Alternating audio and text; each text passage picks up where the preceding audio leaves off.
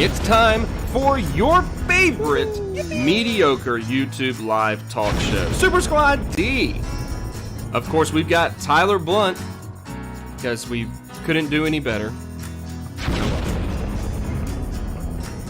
The devilishly handsome Joseph Craven. Yes, I did approve of this message. And tonight's special guest, Stalker Andrew Lincoln. It's Super Squad D.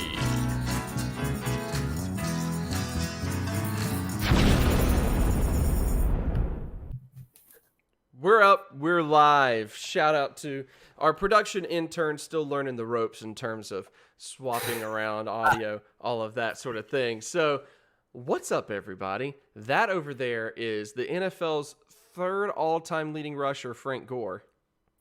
And that over there is the NFL's 15th greatest quarterback, Aaron Rodgers. So we are here live to continue what we have been, what we started last week on a Wednesday for some reason. Yeah, because we're crazy like that. That's how we roll. Inexplicably on a Wednesday. We're going to continue our deep dive into revisiting superhero films and figuring out how much we actually enjoyed them. But that's not the only thing that we've got going on tonight. Tyler, what else do we have going on tonight, sir? Well, we got some fun nerd news for you guys to catch you up on everything you need to know from the past week. And then we've also got a giveaway. Oh. This, of course, is something that we love to do here at Super Squad D. Just give stuff away, be it books, gift cards, or joy. Sometimes a combination of the two, but never three. Never all three. Absolutely not. Never all three. Never once. So tonight we're giving away this Star Wars omnibus by Marvel. It's Star Wars omnibus by Marvel Legends. Yep. It looks like. Yep, Marvel Legends. If I remember correctly, that was a pen name for Mark Twain. Yes, Marvel Legends is a well-known pen name for Mark Twain. Absolutely. So we're going to have a great show for you guys tonight. And just to kick it off, tell you what I'm going to do to kick it off. I'm going to open me an ice cold IBC, where here at Super Squad D, the D stands for Don't Sleep on IBC. Is that the cream soda, my man? Oh, you know what it is, player? Is that the cream soda, my dude? My dude. Yeah, this is the cream soda. My dude. All right. Well, we are excited. Tyler, what do people have to do to have entered this giveaway? Do you want to give some details on that? I don't know if you still have the giveaway open and we're just announcing the winner. What were the rules of your giveaway? I've still got it open. All you had to do is comment on a very specific thread on the Omnibus Collectors group. But if you're not in that group or you didn't comment on the thread, if you just drop a comment in the chat and say, I want to be entered in the giveaway, pretty please, with a cherry on top, and also you're the best around. All Nothing's ever going to keep you down. With the music notes on either side, you'll be entered. I can enter you before the live drawing, which is going to be crazy. It's going to be crazy go nuts for sure. I want to get the chat's opinion on this. So I've been real lazy with the haircut, and my wife has told me that I look like a episode 3 Obi-Wan if he was homeless. With this, I can see that with these locks.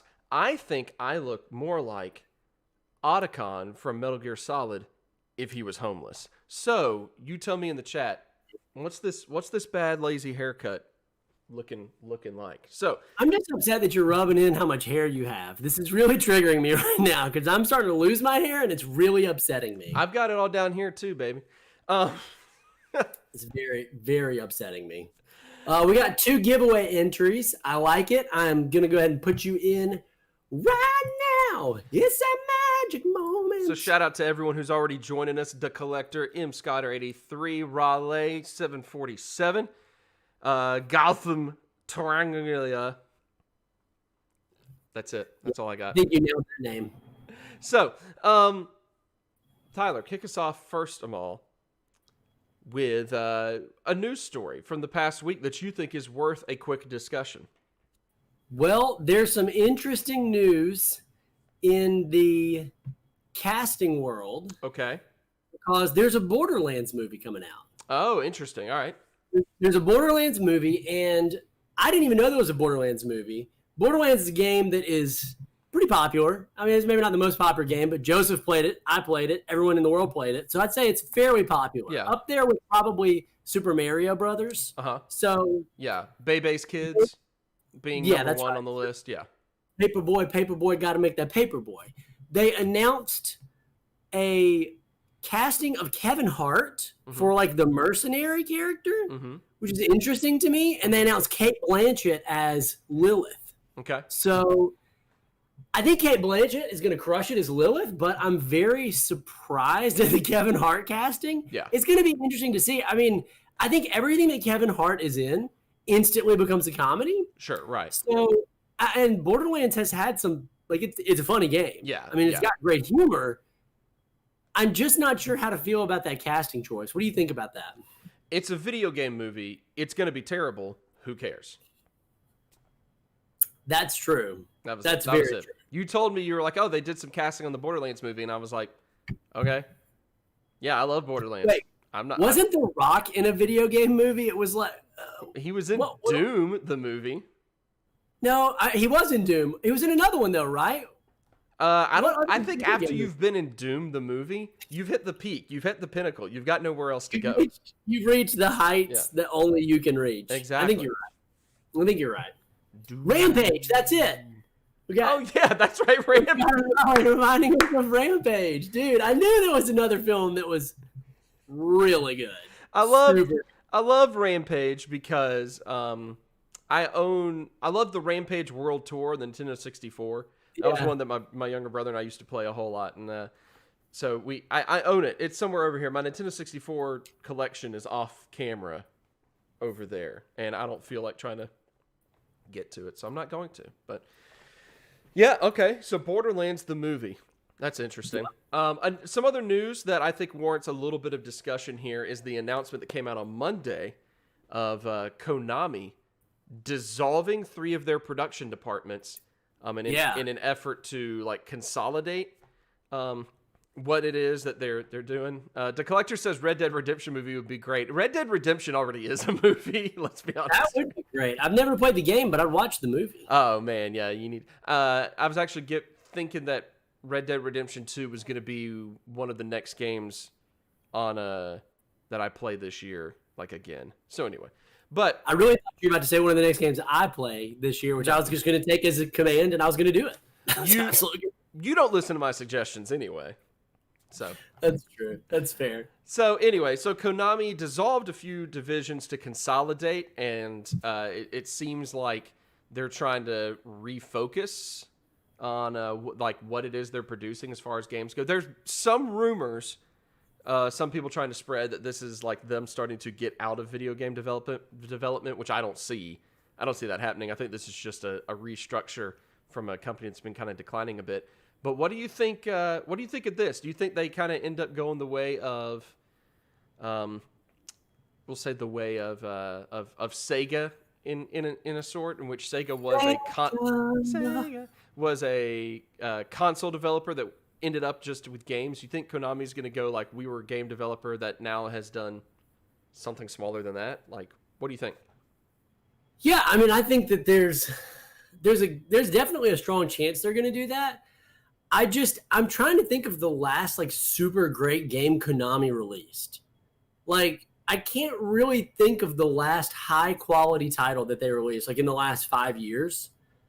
I'll get our producer to try to do some research. Yeah, see if our producer can do some research, because they are definitely a relic of a bygone era of like a super popular game dev that I feel like people get excited about. So I think this is a good shot for them to revitalize themselves and figure out what they got to do to succeed to maybe make a bigger splash in the video game industry. Yeah. I don't know. It seems like they're still putting out like Contra and Contra spinoffs, and that's certainly an option. Yeah, and other things. One of their main money makers is in that they still continue to make is actually a sports video game. It's a soccer video game, Pro Evolution Soccer.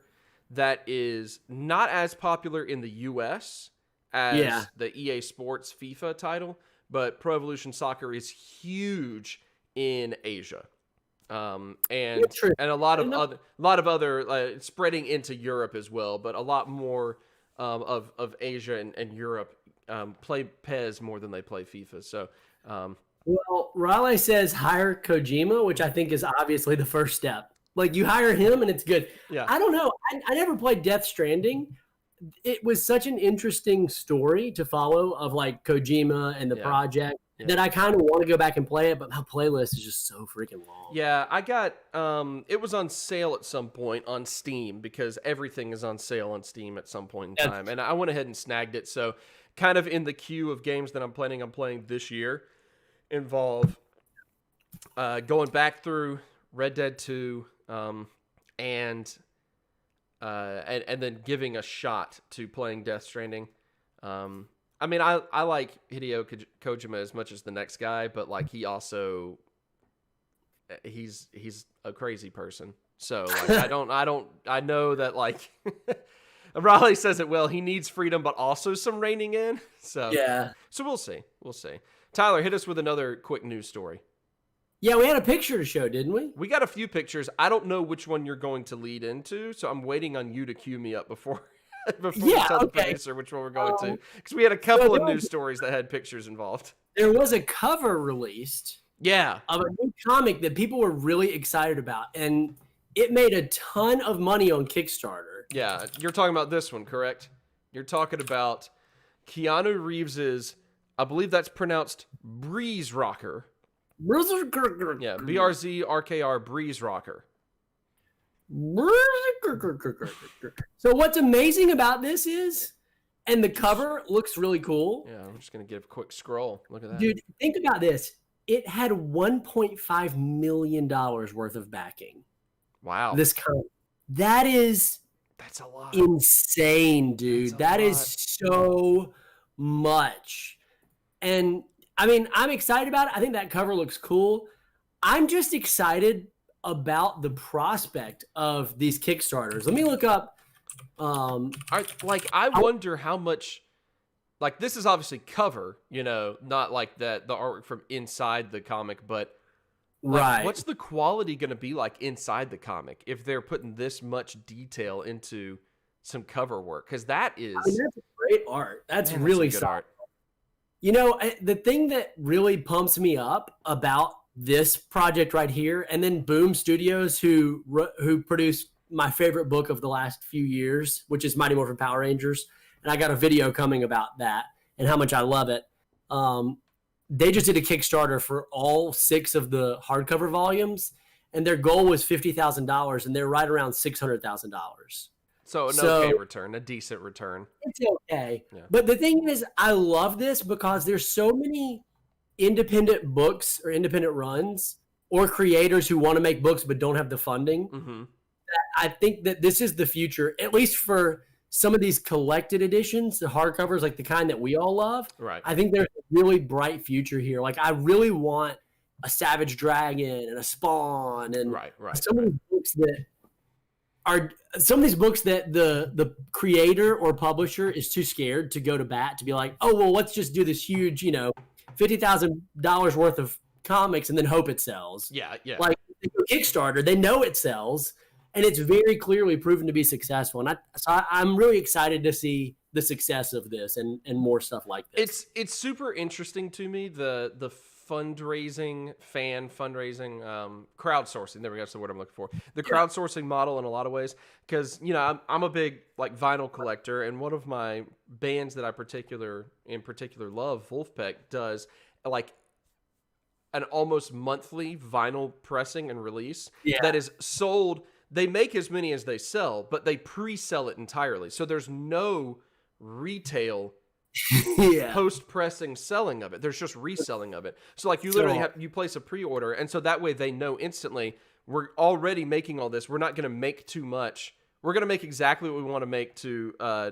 fit the demand. We're going to make the supply to fit the demand and not make too much. It's interesting. I don't know how sustainable it is if you don't already have a good fan base, but this it's working.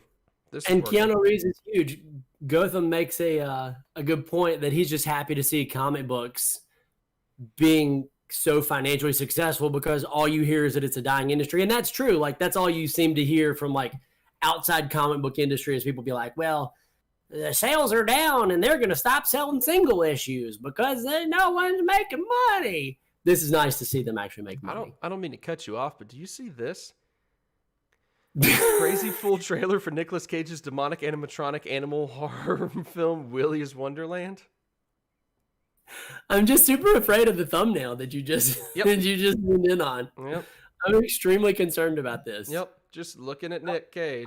Are you more scared of the ostrich or Nick Cage? I mean, can it be equal parts? Yeah, shout us out in the comments to let us know which one you're more afraid of. Oh, man. All right. Well, there were some other stories that we possibly would get to, but you know what? We got plenty to talk about tonight. Yep. We got to jump back into this project that we're embarking on. And this project in particular is a project in which we are, we're not going back and reviewing these movies based off of quality of film. That's true. We're going back to superhero films and reviewing them based off of solely subjective our enjoyment of the film, because the project is to decide or to figure out which ones on average we typically enjoyed more between the DC movies on a whole, like the average of that, the Marvel movies, the Sony Spider-Man and other related films, the Fox X-Men and other related films, that sort of stuff. So Tyler, talk a bit about, real quick, to refresh people on like your rating scale, your rating system. 10-point scale we're both aiming for. So what are you doing here? Yeah, shooting for a 10-point scale, and the way that we're really just judging it is how much we loved it. So like a 10 would be absolutely love to watch it over and over again. Mm-hmm. Super great, solid film, like nearly perfect. Doesn't mean that it's a perfect movie, because let's be honest, there's like 3 in the whole world. Right. But it means we enjoyed it like the maximum level that we could enjoy a film. Give an example of a perfect 10 movie for you that you enjoyed so much that it's like. Yeah, that's Spider-Verse. Into the Spider-Verse. Nice. Morales into the Spider-Verse. Yeah. Spoiler alert for when we get to the Sonyverse. But so then 9 is like we really liked it. It's super solid, like extremely well done. Maybe not one that we want to rewatch over and over again, but that we just truly love. I think we both said Wonder Woman was that last week. We said Wonder Woman was around the 9. Yeah, like so a quick recap of that being, and yeah, as you pointed out, like the way we ended up going for it was like if it was a 10, it was I'm going to watch that. Like at 9 and 10 is like I'm gonna watch it at some point. 9 is if it's on, I'm gonna watch it. 10 is I'm in the mood to watch this specific movie, so I'm going to like pull it up on streaming service or something like that, you know. And it goes all the way down to like a 2 and a 1, where I have dubbed it as the Mr. Horse area of the rating. The Ren and Stimpy side character who was most known for saying, "No, sir, I don't like it." So there you go. So the recap of last week. I wouldn't know. What's that? I've never seen Ren and Stimpy, so I wouldn't know. So the recap of last week, we were able to get through the first 5 DCEU films, starting with Man of Steel, which I gave a 6 and you gave a 9 to. You really enjoyed that movie. Did, true. And I thought it's mediocre, but it's on the better side of mediocre. Suicide Squad, I gave it a 3. You gave it a 6. Mm-hmm.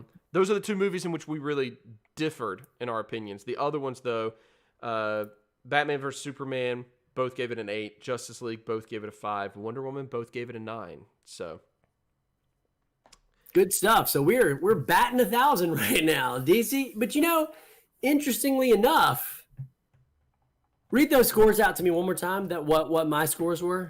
You gave it. All right. Do you want to write these down? Yeah, I got it. Man of Steel, you gave it a 9.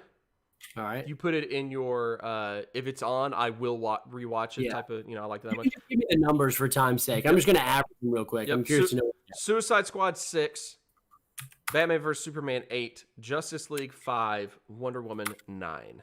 Does So that's the first 5 films. What's your average score through the first 5 films? So right now, my average is at a 7.4. Okay. Which is, that's kind of where I honestly thought it would be for the DCEU. I honestly thought I would be somewhere between a 7. I really, if I had to say what I thought I was going to be at, it would have been a 7.5. Okay. Like if I had to guess beforehand. So that's interesting to me that's where it's trending right now. Yeah, so far. I'm wondering what's going to happen moving forward. By the way, got a couple of comments here that the collector says that Hans Zimmer gives Man of Steel a 9. Hans Zimmer is going to give a lot of movies a 9. And, Man, Hans Zimmer's amazing. M. Scotter says that Empire Records is a 10 for him. And I'll be honest with you, I've never seen it, Scott, so I guess I'm going to have to watch that at some point. After I'm done plowing through every Marvel film again to get a fresh perspective on it, that's going to go well. This is fine. Totally fine. I'm at a 6.2 average right now in the movies. Okay. Where did you think you would be? I thought I'd end up kind of in the middle just because I felt like the DCEU, I was going to have more, I liked this, and more, wow, I really didn't like this. You know, I thought I would bounce back and forth between the two quite a bit, so I would end up kind of in the middle. This is maybe so far a little bit higher maybe than that, but whatever. I don't know. So, all right, that being said, let's move forward here. We got out of Wonder Woman was the last one we talked about, so we're going to talk about Aquaman now. Little Aquaman. And I'm surprised at the Rotten Tomatoes score is so low. I'll pull that up in just a second. Gotham says that Apocalypse Now is a 10 for him. That's a solid call. A 10 for me is a movie that I want to go back and watch. And Apocalypse Now, I think it's phenomenal. I don't know if I can handle sitting through it. So the quality may be a 10, but your enjoyment of it is not quite there. Yeah, the enjoyment level is going to be high, but like the rewatchability is going to be questionable. But yeah, so here's Rotten Tomatoes for Aquaman. They gave it a 65. The audience gave it a 74. How do you think this compares to what you were expecting there, Tyler? I honestly would have expected the Rotten Tomatoes to be around a 74 and the audience to be around a 80. Okay, you thought it would have been just a hair higher for both? Yeah, maybe that's my own personal bias. I guess that's my own personal bias coming through. But I'm surprised it was that low because it was one of those films that people seem to really enjoy, but not just like flat out love. Yeah. That's what I remember of the audience reaction. It's like if DC had struggled to find their footing in making movies that were just watchable and not just like grand scale, like, you know, we're aiming way too high with it, which is what they did for so many movies. This was their attempt at just going, let's just try to make just a baseline watchable film, you know, and that's it. So what do you? I really like Jason Momoa. Yeah. He was the standout for me here. And, you know, honestly, you can never go wrong with Willem Dafoe. Right. I'm a bit of a Willem Dafoe fan myself. Okay. All right. You raised the question of last week, wasn't it? Of if there's a certain actor in a movie, does it affect your... Yeah. Just because you know they're in it, does it affect your your preconceived notions of it as you go into it? Is he one for you? He might be because of just the amount of memes that have come out of his Norman Osborn. They're so good. They're so good. My personal favorite line in all the movies is "Godspeed, Spider-Man." Spoken like that. It's a good one. That's good. Godspeed, Spider-Man. That's good. But can you do your full-on impression of? All right, here's my impression of. Joseph does the best freaking impression of the Green Goblin. Yeah, here it is. And specifically, okay, here's Willem Dafoe's. Okay. Willem Dafoe's Green Goblin from Spider-Man. Here it is. Gene, you're my son. You're the brother to my other son, Harry. And that's James Franco. And I'm going to need you to calm down, Gene. Godspeed, Spider-Man. There you go. Nailed it. 10 out of 10. You are the king of impressions, my friend. You're the king of impressions. I can do it. All right, Aquaman, your rating. And yes, I'm going to insist on calling it Aquaman. 8 out of 10. You gave it an 8. Solid. Okay. Yeah, I found it to be a solid film. It was fun. It felt like almost like an underwater Star Wars. that might be giving it a little too much credit, but it was Mhm. interesting enough that I really liked it. I think some of the CG felt really wonky to me, Sure. and some of the plot lines could have been tighter. It was a little bit predictable, but overall, I really enjoyed it. No complaints. And Jason Momoa is the boss. Yeah, he's fun. I enjoyed. Someone's gonna have to remind me the name of the actor that plays Willem Dafoe. Huh? Yes. Willem That's it. Dafoe. How did I forget Willem Dafoe's name? We just said it, freaking man. Come on. Someone's got to remind me the name of the actor that plays the villain. Or maybe I can just scroll down on the Patrick Wilson. Patrick Wilson's an actor. I feel like he just shows up in things, and you're kind of like, oh yeah, that guy. He's like a C-list actor that no one knows his name, but you know his face because he's been in a random bad guy villain, right? And like a ton of stuff, right? Yeah. So I like him. So I ended up giving this movie a 7, in the same area as where you're rating it, but it's definitely, definitely just kind of like, it's pretty good. It's a hair above mediocre, but it's not really going to rank much higher than that. So I'm going to give it a 7, and you're giving it an 8. Chat, what say you? What do you think this movie is? Yes. In terms of your enjoyment, again, not quality, right? Your enjoyment level. Yes, exactly. I thought it was just kind of a fun movie. It's one that, like, honestly, might be a time in which, like, I'm on an airplane and it's one of the airplane selections, and I'm like, okay, I'll watch it. Yeah, that's fine. I got nothing better to do for 3 hours. Yeah. And I don't want to watch the Fantastic Mr. Fox again, so let's. I'm here. Why not? But it's not going to be any higher than that. So I get the feeling there's going to be a lot of 7s and 8s in the chat as well. Gotham saying a 7. And we'll see what everyone else has to say about it. So, Tyler, be sure to keep track of your scores over there. So I most certainly will. I'm adding in. David Codd, you're late, but what you missed is that for the first time since 1960, no new players are going to be inducted into the Baseball Hall of Fame this year. It's true. They're not. That's exactly what we've been talking about for the past 30 minutes. And Omar's here. So now the show can actually go. Omar, how's it going, man? Yeah. So now the show can actually start. That was the end of the DCU, right? There's no more films after that. That was it. We were done. We talked about it all. Yeah, look at that. All right. So Aquaman has been spoken of at this point. A lot of people, 7s and 8s. It's pretty much general consensus is 7s and 8s. It's fun. It's nothing special, but it doesn't flat out suck, probably. So there we go. It doesn't probably also flat out suck. Right, exactly. All right, the next one up in the release time here, let me just boom. All right, next one up is Shazam. Shazam. Now I've done our producer has gotten the numbers hidden here. Before we go down, Tyler, do you want to take a guess as to what the Rotten Tomatoes ratings here on Shazam might be? I'm going to say it was a little bit better than Aquaman, so I'm going to say it gets a 80% tomato meter and 85% viewer rating. All right, you ready for this? Let's see it. Scroll down. There it is. Oh, wow. All right. 90 on the thermometer. That is shocking. Tomatometer. So I was pretty close to the audience review rating, but I'm very surprised by that. Yeah. I thought it was interesting that I always feel like the audience score is typically a little higher than the thermometer. But this one is actually the audience was a little bit more iffy on it, and Rotten Tomatoes was a little bit higher. You agree with these? What do you think? Interestingly, I'm right there along the audience level. I'm not quite at 9 out of 10 for enjoyment. But going back to our original question of is there an actor that you just instantly love the movie because they're in it? Zach Levi is absolutely one of those kid. Actors. Oh, it's that kid right there, Zach Levi. He is absolutely. I've loved him in anything he's been in since he was Chuck, which was like one of my favorite shows of that era. Yeah, and he's just such a good dude.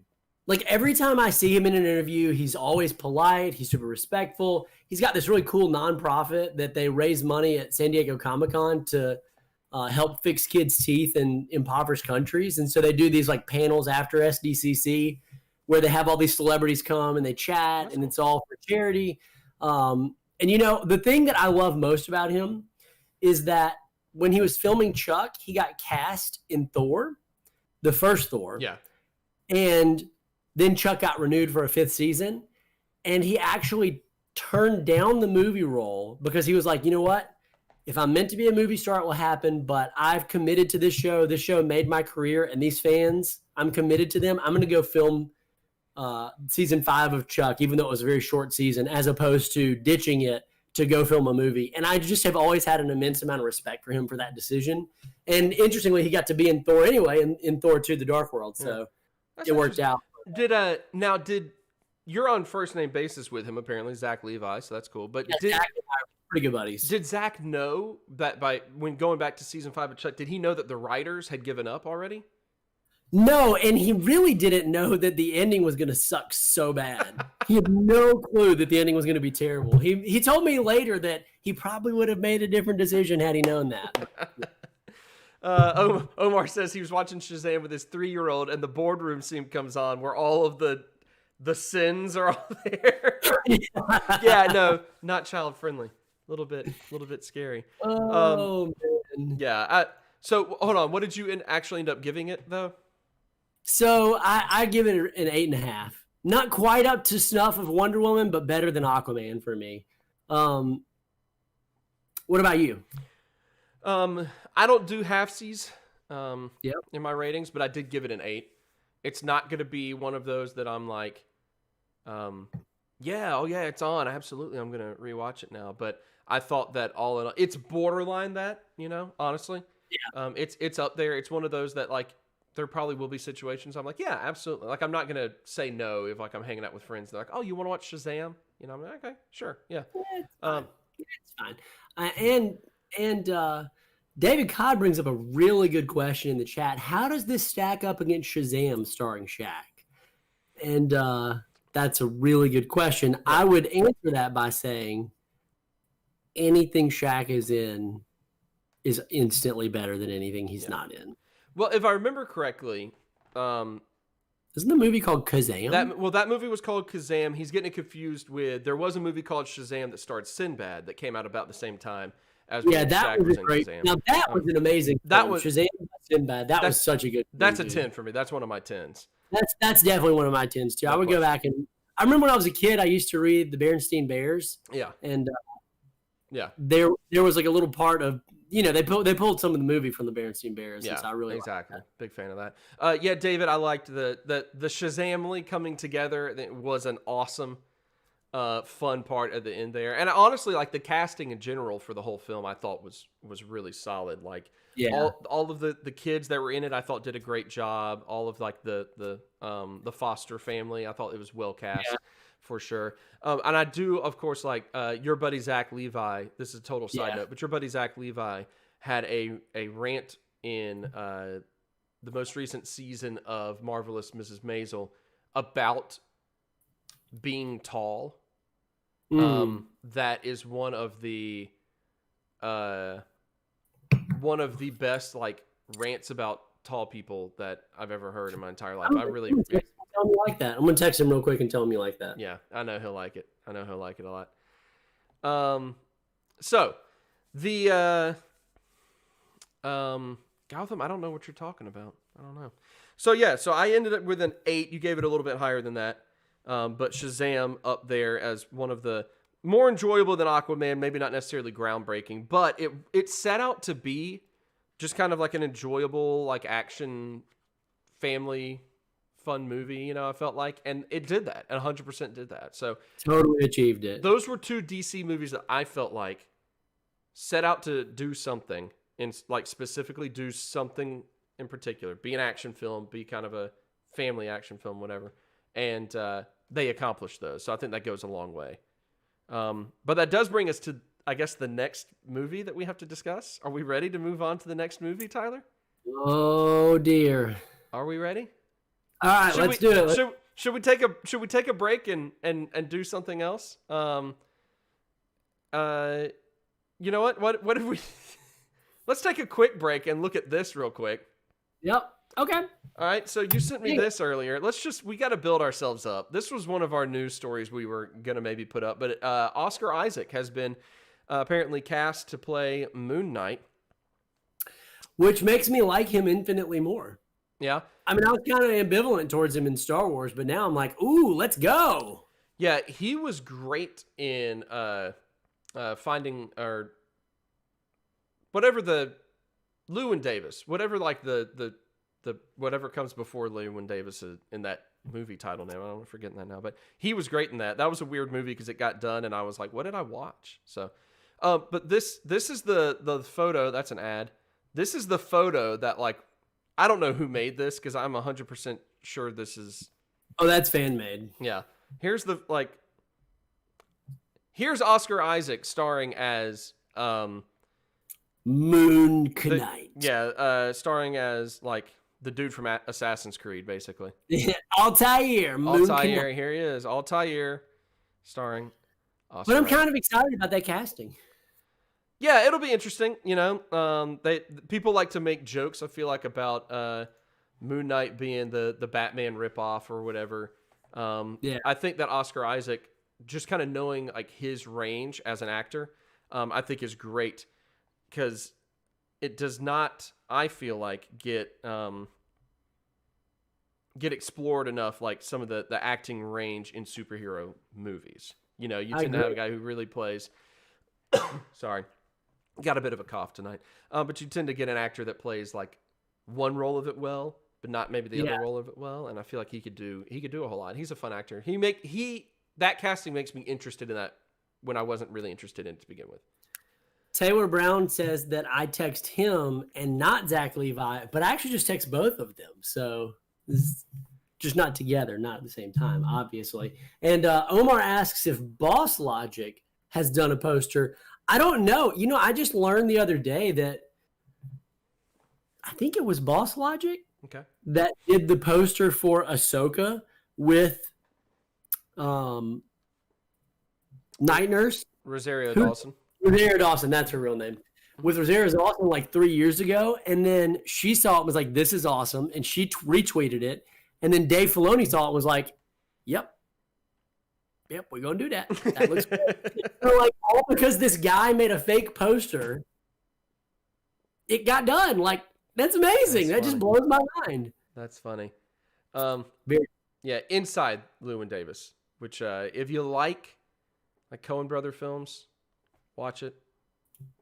You know, whatever. Now, Tyler, what I'm curious about, would Zach Levi say that you're a bit of an acquired taste?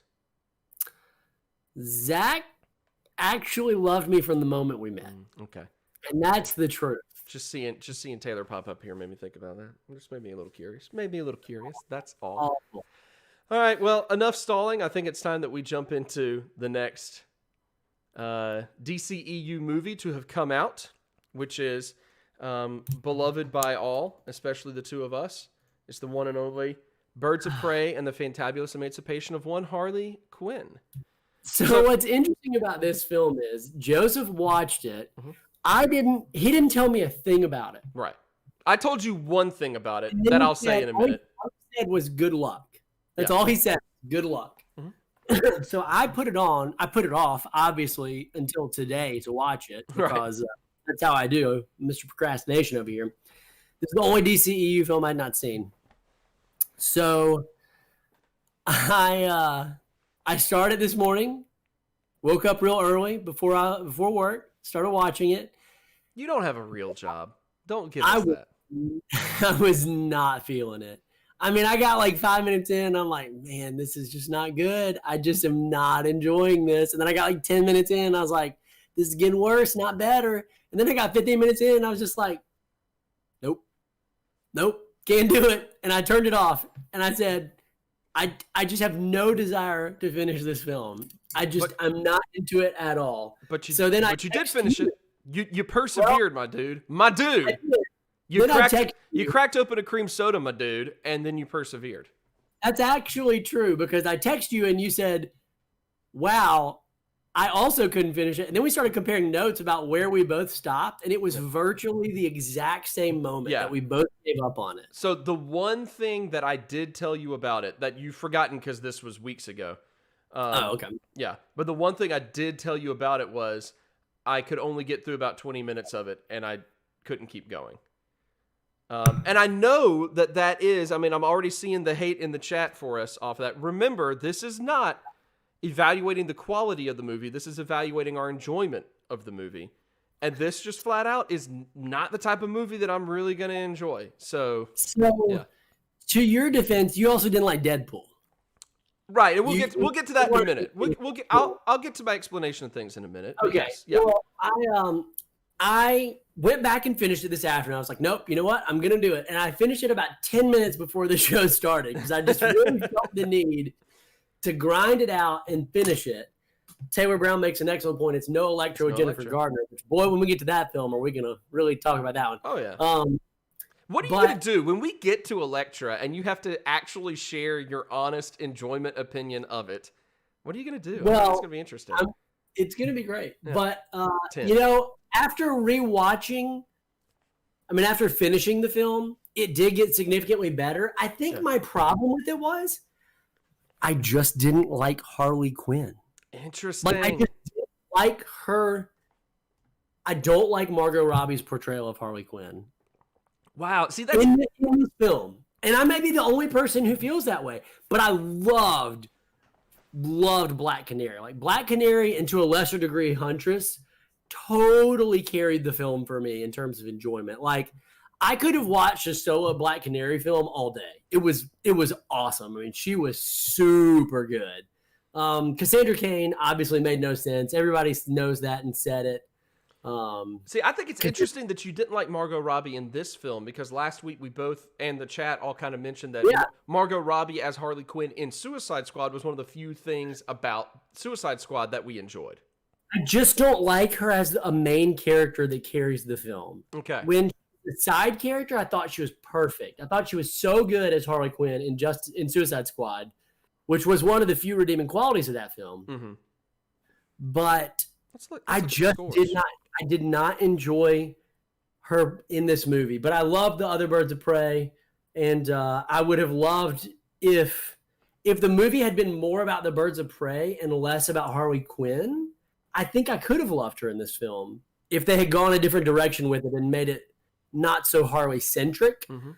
But I understand why they did it. And ultimately, at the end of the day, Ewan McGregor was great. Like, he was awesome. Yeah. He was really good. My cousin Ewan. Love him. Yeah, your cousin Ewan was great. Mm-hmm.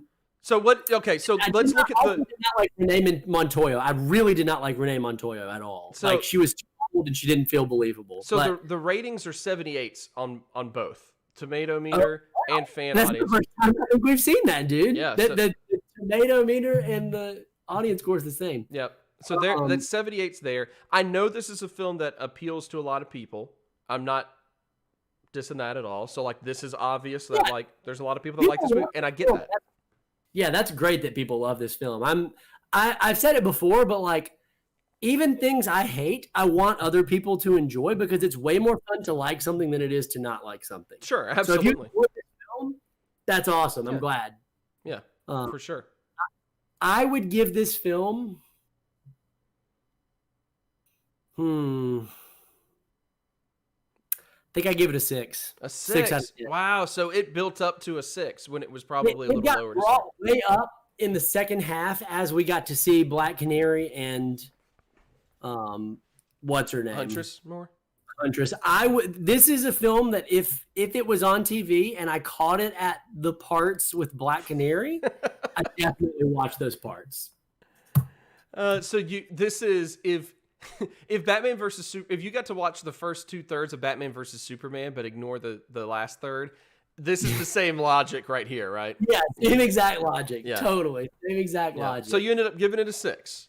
Yeah, 6. 6 what I'm going with. All right, cool.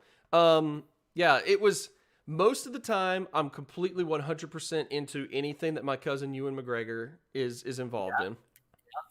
Yeah. Most of the time I enjoy Margot Robbie as an actress. I did agree with you. Like, it felt like they're really pushing her popularity as an actress, to push this movie more. I'm not a huge Rosie Perez fan. Primarily, who? Rosie Perez is the cop with the Brooklyn accent. Oh, she was Renee Montoya. Renee Montoya, yeah. So Rosie Perez's like accent doesn't always fit every role that she's in. You know? And that's why like Omar mentions like white men can't jump. Yes, like she's great in roles like that and all of that. It's it's the strong Brooklyn accent doesn't always fit everything. So anyway, that's what so yeah, I don't know where else I was going to go with all that, but there was a lot of factors. You're not a fan of Deadpool, and this film, we both kind of agreed, felt like a little bit like a knockoff Deadpool, right? Like a Deadpool that worked less than Deadpool to me. Like the Margot Robbie's fourth wall breaks. Yeah. And the line delivery, I feel like just they tried to be like Deadpool, but they just couldn't pull it off. I just felt like they really could not pull it off. 100%. It was obviously so. If Aquaman was obviously trying to be baseline action superhero film, Shazam's trying to be baseline more family friendly superhero film. This was 100% trying to be. This is our R-rated. Try to get away with everything we can get away with. Let's watch Ewan McGregor, cut a teenage girl's face off, type of movie. That's what they were trying to do with it. So they were trying to do exactly what they're trying to do. That's just not really. It's not really my style. It's not really what I'm into. And let me say, I actually have watched the Harley Quinn TV show, and it is pretty funny. Yeah. And I've read the first two volumes of the Harley Quinn Omnibus. And I also did not like those on my first read through, but then I watched the animated series and it helped me like them a little more. Okay. I think I just don't really love Harley Quinn as a character. Okay. I'm finding I just don't. The animated series is really funny and great, but overall, I don't really love her as a character. But that's just me. All right, so getting to these comments, there's some really good ones here, and I'm very surprised. We see Taylor saying also that Renee Montoya was, woefully miscast in that. Yeah, that was the thing I didn't believe. And there was even one scene towards the end in the big fight where, like, you can't believe this old short lady's taking dudes down. It did not look believable. Like, this old short lady throws a punch and then, like, dude's flipping backwards. And you're like, well, I don't think so.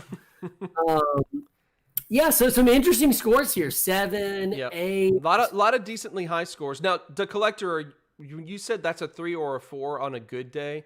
Are you talking about the movie? I want to know more specifically what you're talking about when you thought the 3 or a 4. What do you mean by that? Yeah, Omar was a 1 and done. Mm-hmm. Everybody loves the animated series.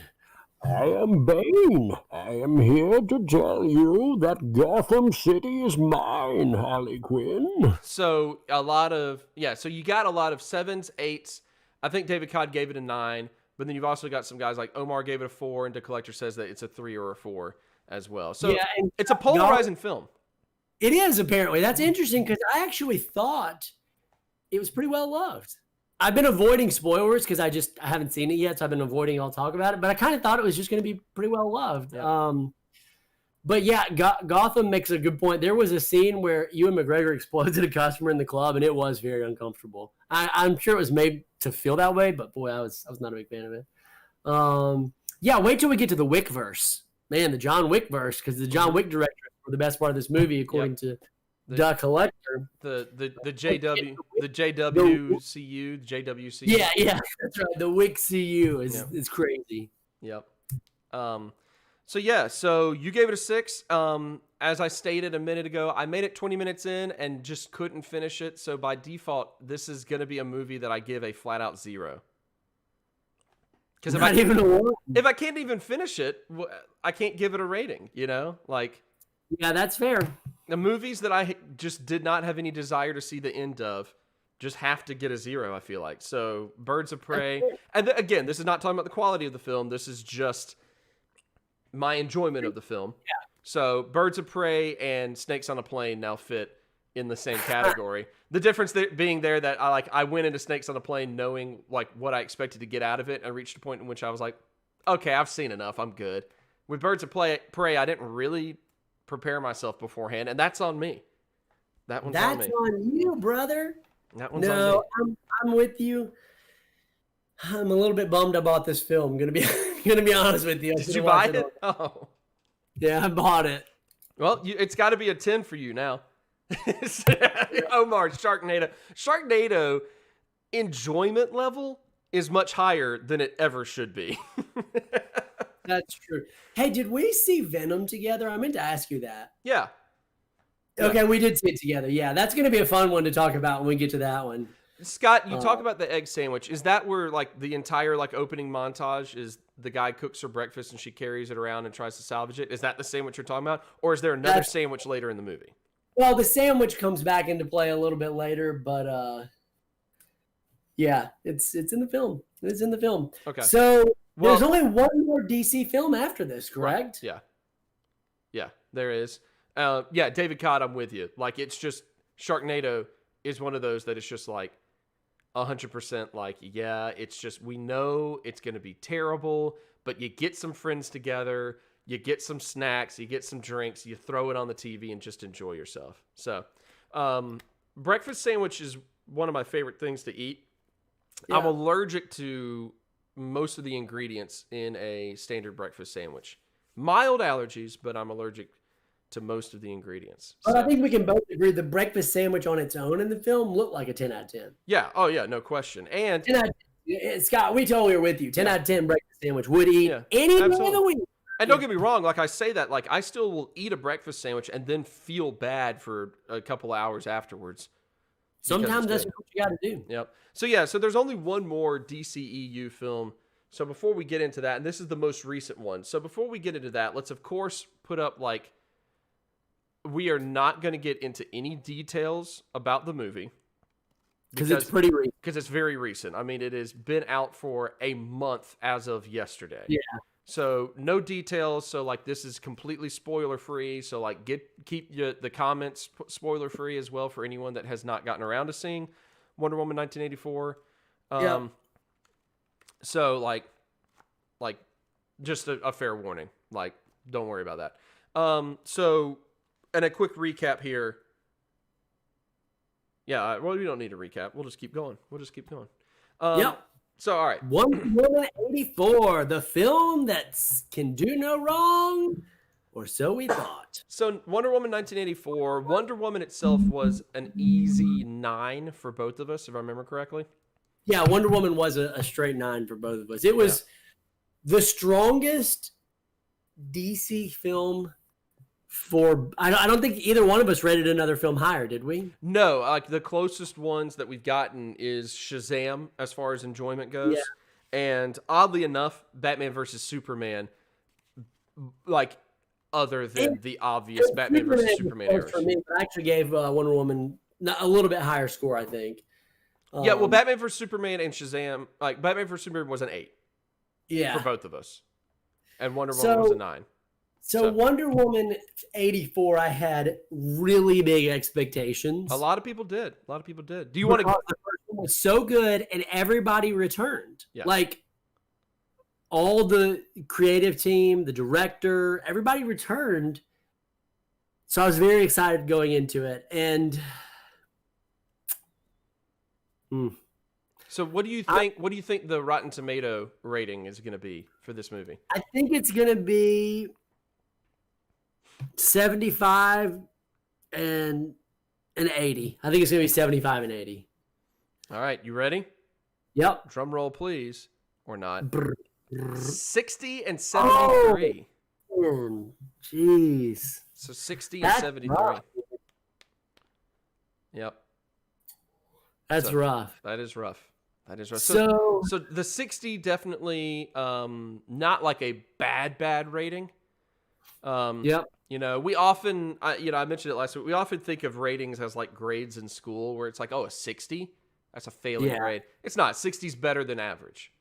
You know, and Rotten Tomatoes is not afraid to give a movie like a 20 or a 30. But it's just not great. No, it's not great. Not great at all. or even good. Right. So 60 and So, 73. Your quick ooh, okay. spoiler-free thoughts and rating. A little bit too long, a Mm-hmm. little bit of a muddled ending, a little bit of anticlimacticness, and a very problematic moment midway through the film. But overall, I'd still give it a 7 out of 10. Like, I did come away with some moments that I enjoyed. It reminded me a little bit of a Fast and the Furious film in that, like, Okay. it was entertaining, but I will never think about it again or want to watch it again. Gotcha.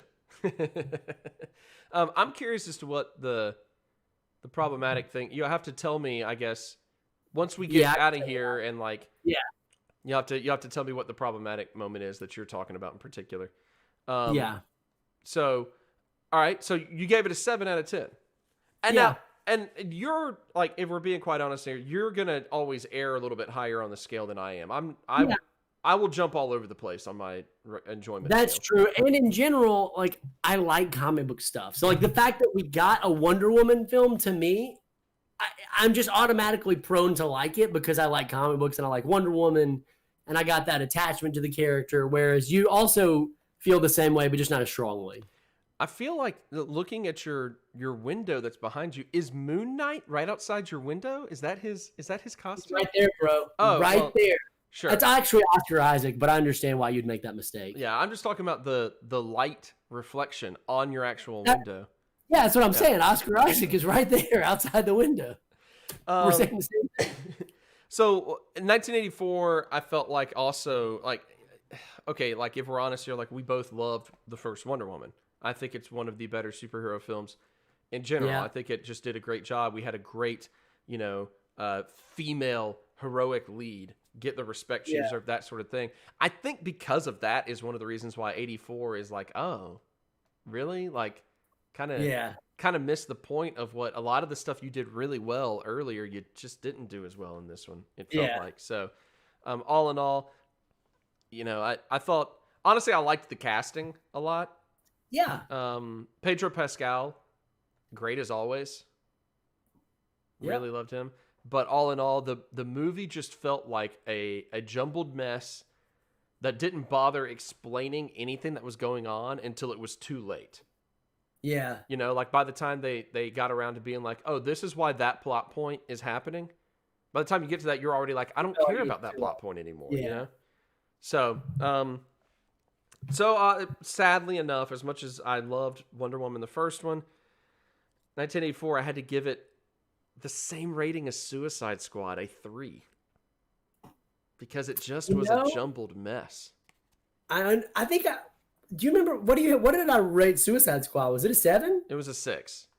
Yeah, okay, it was a 6. I liked it a little bit more than Suicide Squad, but I understand your reasoning, and I think that's very valid. It's very disappointing.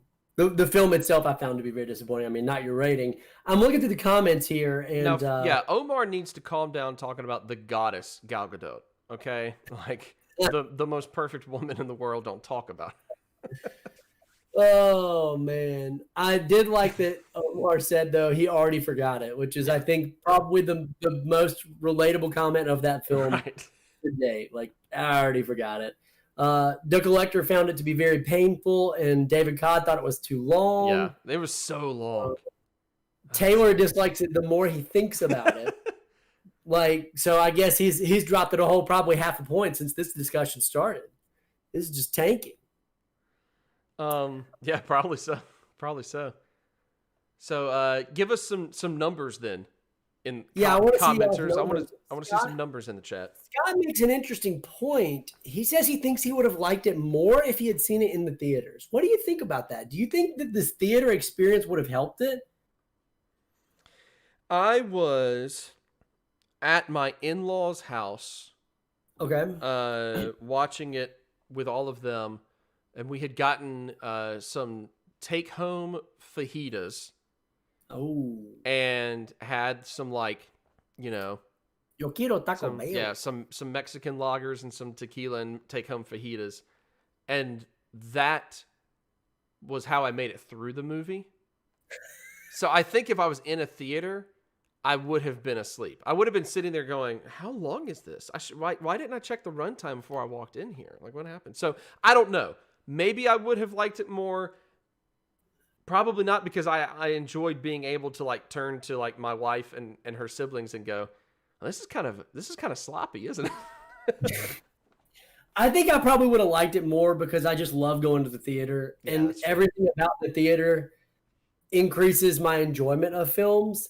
I can't imagine it would have hurt, but I do get Omar's point, which is that if he had gone to the theater, he would have just been pissed that he paid for it. Yes, like, exactly. I think a lot of us were in the same boat. We all did like the free week trial of HBO Max for the most part. And we were like, oh, we'll get to watch a film for free. That's cool. I will say it will be interesting to see what happens moving forward, because HBO Max announced that they're putting all the WB films day one on their streaming service as well as theaters. Yeah. So I will be interested to see maybe when a better film comes out, if that stance of film versus like theater versus in-home experience changes your rating. Yeah, maybe so. For a really good film. Maybe so. That's a good point. Yeah. I mean, the environment does play a lot in it, you know. But like, we also had watched some movies with, you know, like my in-laws that I had not seen before and ended up enjoying it quite a bit in that same environment. So like, that does help. This was just one of those that is like, man, if I didn't have those good fajitas, it's just not. From the Mexican restaurant in Everett, Washington, man. I don't know if I would have. Well, this concludes our DC rating. So can you read me just the numbers? You don't have to say the films of yours and then mine, or vice versa, and I'll average them up for us real quick. Okay, I don't know yours, so you're gonna have to. Okay, that's cool. With those, but I mean, I could do my average real quick. You know, I said Man of Steel was a 6, a hair above mediocre. Suicide Squad was a 3, pretty bad. Batman vs Superman, 8, pretty good but deeply flawed. Justice League, 5, mediocre at best. Wonder Woman, 9, loved so much of it. Aquaman, 7, pretty good. Shazam, 8, pretty good. Birds of Prey, 0 by default. Couldn't finish it. And Wonder Woman 1983, regrettably, a 3, because I really wanted to give it more. 3? What film? Well, that's the problem. You saw the wrong film. I was a year early. Oh, no.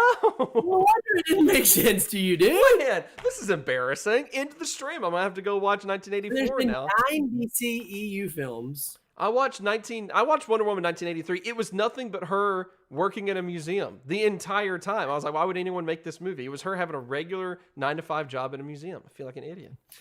So yeah, nine films. I'll tell you your rating after this. Would you read me the ones you have of mine? Because I wrote down the ones from today. I just don't have the other sheet with me. Okay, yeah. Man of Steel, you gave it a 9. Okay. You enjoyed, and I will point out, you also liked it a lot more this watch through than you thought that you did initially. That's true. Omar has a great question that I want to talk about once we get our averages. Suicide Squad is 6. BVS, 8. Justice League, 5. Wonder Woman, 9. Wonder Woman 1983 ends with Barbara getting hired. It's just Kristen Wiig having to go through the interview process.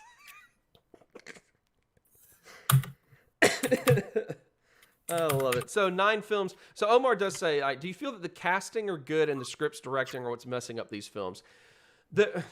With some of them, it depends.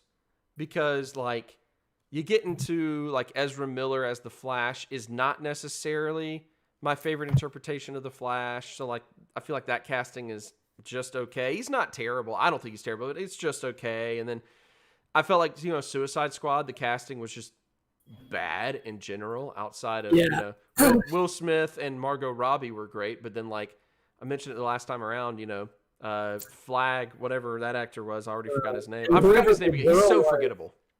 The girl who was the bad guy also was Cara Delevingne. Cara Delevingne. Yeah, Cara Delevingne. Yeah, I haven't seen her in a. She's a model turned actress, right? So like I haven't seen her in a movie in which she's really had very many lines.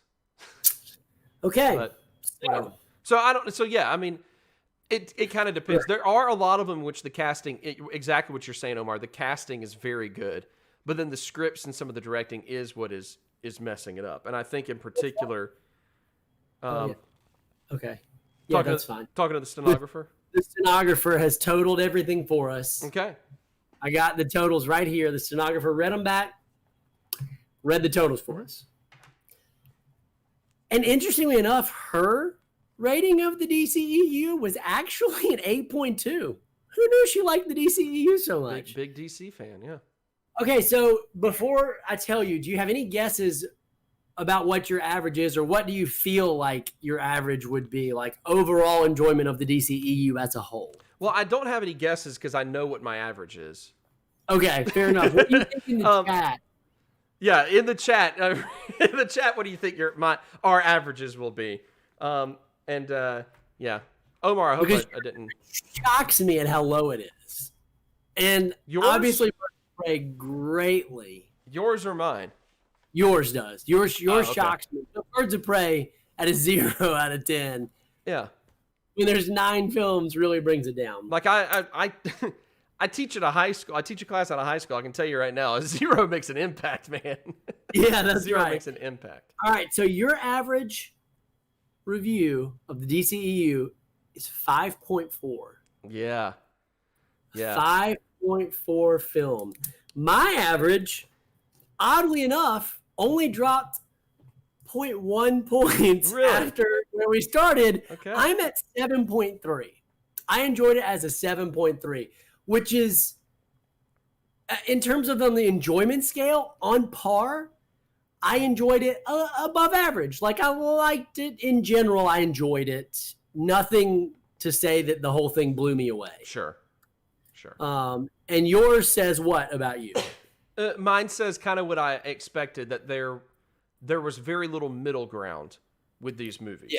There was very little, there was a whole lot that it was like, oh, I really enjoyed this, or, well, I really disliked this. Because if I had to guess, it's going to be much different with the Marvel films. If I have to guess when we go through all the Marvel films, I'm going to guess that my enjoyment level is in the middle for a lot of them. Because I feel like there's a lot of very mediocre Marvel movies, you know? And what the DCU basically did was, like, it was polarizing. It definitely was not right in the middle. It was polarizing. You either were like, oh, yeah, you know, great, or no, absolutely not. I can't even watch Ewan McGregor right now. He's my cousin, you know, so. Seeing some of these comments in the chat, Scott's average is 6.7, which is way lower than he thought. It's way lower than I thought of him. I've known Scott for like 15 years, and he's always been a huge DC guy. So that is shocking. I can't wait till we get to Marvel next week to start talking about what our Marvel reviews are going to be. Yeah. Omar also gives it a 6.5. And there he does make a good point. It is awesome that we live in a time where we can, like, analyze superhero films and criticize them because there's so many. Who would have thought? David Codd, 6.1. David Codd, 6.1. So, you know, it seems like I might be a little bit on the high end, but it seems like most people's enjoyment of the DC, most people enjoy it about in between the two of us. Interestingly enough, like, if you average our two scores, that's what everybody else feels, essentially. Like, right there in that 6 to 7 range, which is super interesting. And I'm not super surprised by my ratings, because my rating scale is a 1 to 5 scale to start with, where I just kind of, I say I either, no sir, I don't like it. It was pretty bad. It was mediocre. It was pretty good. I really liked this movie, you know, and then I go from there. So it doesn't surprise me that mine is more varied in that way, because I start a little bit different as well. And then Duck Collector wants to know if we rated Blade and Ghost Rider. Not yet. Yeah, I mean, they're perfect 10s. I'll tell you that much. Spoiler alert, 10 out of 10. Okay, well, we have come to the end of our show, and now it's time to do the giveaway. Oh, my goodness. I had forgotten. We have 30 entries, roughly. Wow. 30. Let me count them up real quick. And I got the 2 in the chat from the beginning. Look at that. Look at that. And while he starts counting things up, I do want to just thank everyone for showing up. 35 entries. Or maybe I won't thank everyone. That's cool. So 35 entries. All right. Again, we're giving away this book you do not have to be present to win. So if someone's not in here, we had a lot of entries, and we never said you had to be present to win before, but it would be cool if someone won in the chat. So can we get a drum roll, please? Can you do that? Can you ask the producer? I'm looking. The producer is showing. Okay, so when we moved into the new studios, we didn't unpack the drums. They're still in storage, sadly enough. So awkward. Can we get like some finger snaps or like a? Yeah, I can do that. The winner is. Sorry, my ad blocker was on and it said you disable your ad blocker. All right, ad blocker disabled. Okay. The winner is. My hand's cramping up. I can't continue. Ryan Tam. What? Let's go. Ryan Tam. You know him by a different name, my friend. You know him by a different name. No, I mean, your microphone didn't pick you up very well. Who was it? Ryan Tam. Ryan Tam. Would you report to the principal's office? The collector. The collector himself. You were in the chat. That's awesome, dude. 1 out of 35 chance you were here. Congratulations, man. Thanks for tuning in. Hope you enjoyed the book. Just need you to send me your address on Facebook and the shipping cost, and I'll get this boxed up and out to you, brother. Excited. You can actually be the first person to read this book and let us know how it is, because I have a copy for myself that I've never read. Right, so look at that. Not only that, he's going to ship you a copy of it that he just put a booger on really subtly. So that's very nice. Very nice. I'm kidding. I'm joking. I love it. It feels good to do. Feels good to do a giveaway again. We hadn't done one of those in a little bit, so there will absolutely be gift card giveaways coming in the near future, guys. Don't you worry. Been a couple of months. So once again, thank you guys for joining. Thanks for putting up with us as we've been getting back in the swing of putting out more consistent content.